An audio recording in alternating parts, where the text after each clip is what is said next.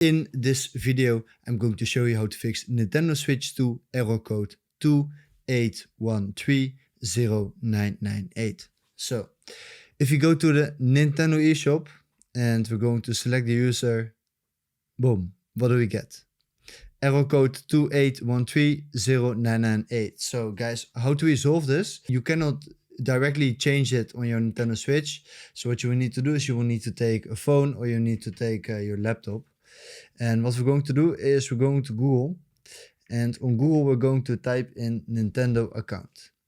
Then we're going to click on mynintendo.com. We're going to click on sign in, and then right here sign in. Then the sender verification code 435155, and we're going to click on verify. Then we're signed in, guys. If you signed in, we're going to click on Nintendo account overview. Then we're going to click on account settings, and on account settings we're going to click on user information. And what the problem is, guys, right here it says Philippines, so the Nintendo eShop is not supported in the Philippines, so we're going to change that. We're going to click on edit user information, and what we're going to do is we're going to change it from Philippines to, as an example, the United States, and we're going to click on save changes, and we're going to click on I agree. Then, so this was the error.